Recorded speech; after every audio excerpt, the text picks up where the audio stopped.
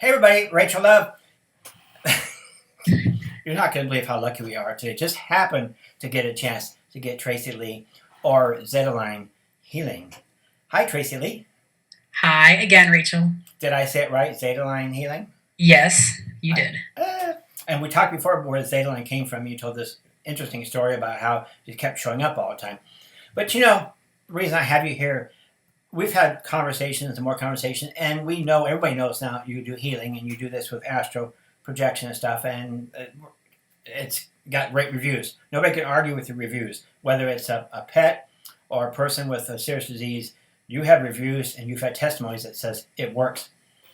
I want to ask you, if you don't mind, a little bit more detail about how you actually do healing. Okay, so I get the feeling I know what you want to talk about, and Yes, one of the one of the you're getting coolest the things drift, that I right? do is so yes, I do astral travel to the client or the patient. But one of the coolest things that happens is called, I guess, psychic surgery, and I invite my friends, the Arcturians. They are amazing healers and psychic surgeons, and we go over there and we do everything from administer distance medication to literally operating. These distance medications can be antibiotics, they can be pain medications, anti-anxiety, anti-inflammatory, all different types of medications. And then we can do psychic surgery where we literally can go in and affect bloodstream, blood work.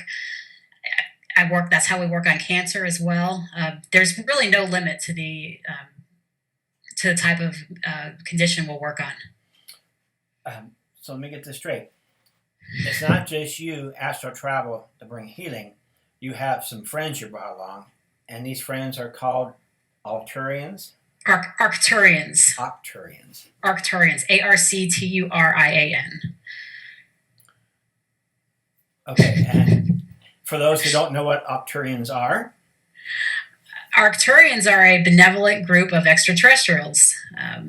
If you Google them, you can see a lot of different, stuff about them. They appear as a bluish purplish color in aura, and they're not like the prettiest things ever, but they're light beings, and they have a blue purple aura and a very simple spacecraft that rotates counterclockwise. It's very easily distinguishable, and they move really quickly and have a lot and just appear really happy. And all they really want is to have their presence known and to make friends and to help others. we always need more friends, that's for sure. But I thought that's interesting because I've had you on before. You talked about the healing. You talked about a time where you had something tragic come in your life and kind of woke you up to realize that you were able to bring healing. Were the Arcturians part of that awakening? Did they visit you? Did you see them? And with awesome travels? Not at first. At first, it was non-benevolent things that were visiting me, and then I figured out that they weren't nice and they weren't there for good reason. Then, when I started having my awakening, I started visiting with a lot of light beings, ascended masters, archangels. But it wasn't until deep into things, maybe only within the last maybe 7 or 8 months, that I started doing work with the Arcturians. You really have to be on a high vibrational level, and you have to be very open, and you have to be very clear-headed, and Yeah. To interact with these things. But so many people think, and I know I'm not just being the devil's advocate here. I don't even believe in the devil, so somebody's advocate here. People have the impression that aliens and ETs are not our friends. You're saying that's wrong. You have to be very careful because some of them are not our friends. But here's how you tell. If something or an entity is willing to give without an attachment or a promise in return, then it's friendly. The ones that are doing damage, they always say, first you have to do this, then you have to do this, and then if you do all of this, then this will happen. Be very, very careful of all of that. The ones that are there to help, well, they'll offer the help on a platter and say, here, this comes from my love to you. So that's how I know. Okay, so this is not the scary stuff we see in the movies where if somebody's being abducted and being experimented on. No, no abduction, no fear. If you're in a place of vibrational energy, and if you resonate fear, you're going to attract things that you're scared of. So you have to be of a high vibrational energy, clear-minded, and fearless. It's the only way to be. Well, that's a good point there, for sure. We could spend forever on this.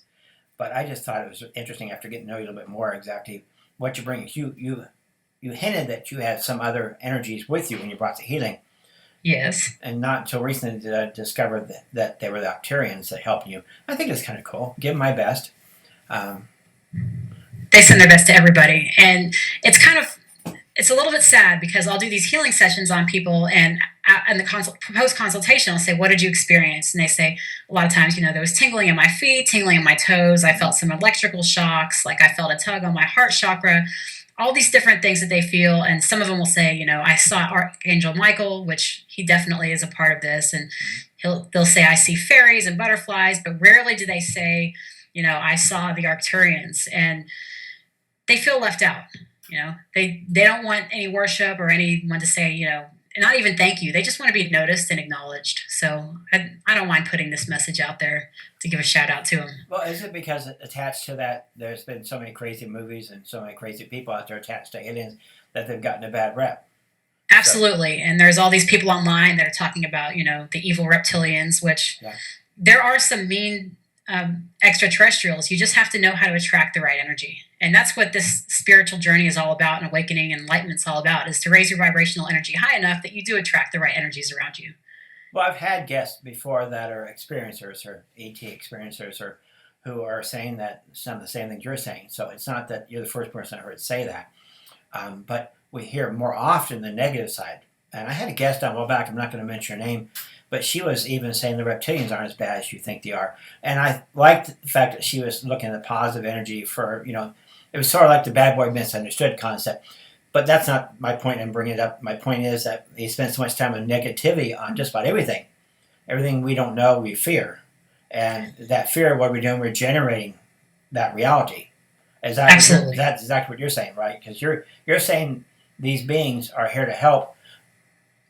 They just, but because we're afraid of the general stuff. I think we have some of the same thing going on with the different colored people and different sexual preference people are fearful of somebody because they're different. You can imagine, now we're talking about a blue-green energy. Absolutely. How long do you think it'll be before mankind is ready to be more open and not always knee-jerk fear every time something different comes up? I think it's happening on a daily basis. I think we suffer setbacks, but I think some of those setbacks are conspiracies that are meant to divide people. I look a lot into conspiracy theories, into some of these methods that I guess the elite use to divide us, to create controversy and division. So I think it's very important that we all love each other, and that we all are accepting, and that we don't look at skin color or sexual preference, and that we offer our unconditional love to all different types of people, entities, spirits, even the ones that are harmful. Offer your unconditional love and ask them to kindly to leave, but you don't have to hate them. You don't have to cast them off. You don't have to cast a spell. You don't have to banish them. If you vibrate in a high enough place, they have to leave, and they won't be able to access your energy anyway. Yeah, I think I've shared this story many times. So I go to Walmart. There's all kinds of crazy folks in Walmart. I don't not go to Walmart because of crazy folks. I go to Walmart to get what I need to get. Of course, I know some of you don't like Walmart. Let's say a mom and pop store. But anyway, there's still crazy people. There's still energies and stuff in the world that I don't particularly care to associate with. But I still go to certain places to do my business, get what I need. And I just pass on by. There's no reason to have a conversation with the person with a crazy outfit or something at Walmart just to get what I need to get. Same with regular world, same with spiritual energies. Wonderful analogy. Yeah, lots of interesting things out there. I love that analogy so much because it really hits on the reality of what's going on. Because if you put yourself in this spiritual mind and you have these out-of-body experiences, yes, you're going to come into contact with things that you might not want to have a conversation with, but you just be on your merry way, say, see you later, and have the conversations that you feel are necessary. Yeah, it's like going to a crowded restaurant, have some coffee. There's lots of conversation going around me. I'm only interested in a conversation with you at this time. We're having coffee together, so that's what I do, generally speaking. Anything else you want to share? Wow. I would just encourage people to contact me and book a consultation. I'll do an introductory consultation for $30. We'll talk for 30 minutes and we'll figure out a plan. We can do a medical scan, have a look at your photograph, and see what's going on with you physically and spiritually, and devise a plan to where we can get those issues healed. And healing can happen very quickly, or it can happen over time. It depends on the individual case. But there is no condition that I will not treat. Anything from cancer to different types of conditions, chronic pain, orthopedic pain, dental issues, you name it. You've got an issue, we can work on it. You're not pulling your punches, are you? You're even using the C word.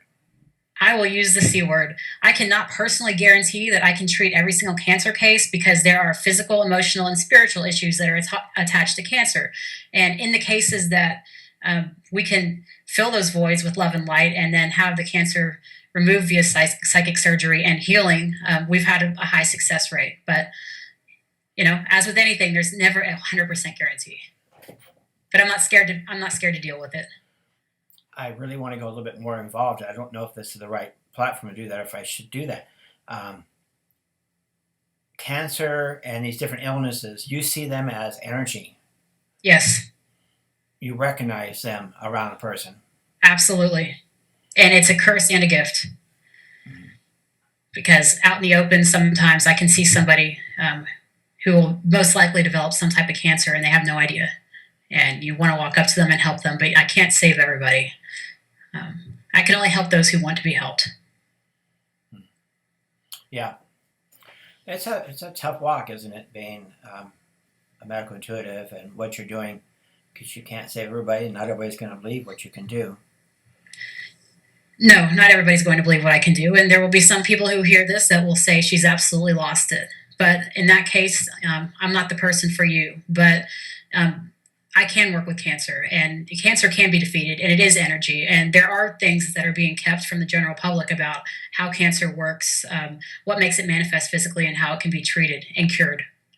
So part of my life mission is to get that out there. And actually, the dissertation that I will be writing for my PhD program will be about the connection between cancer, as far as the connection, how it's linked physically, emotionally, and spiritually. And I do plan on conducting statistically based studies on those issues. Oh, I look forward to hearing more about that. I got my ideas about it too, but I'm not here to talk about my ideas. I'm here to talk about your ideas.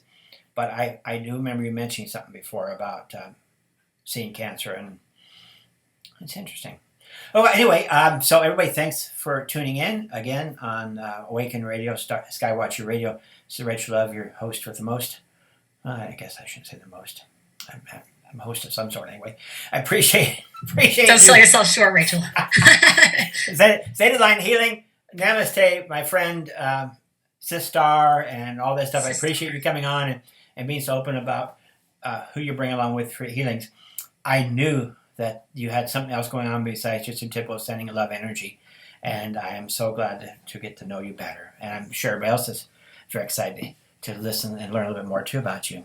Thank you so much for having me again, guys. And anyone wants a Skype conference, connect.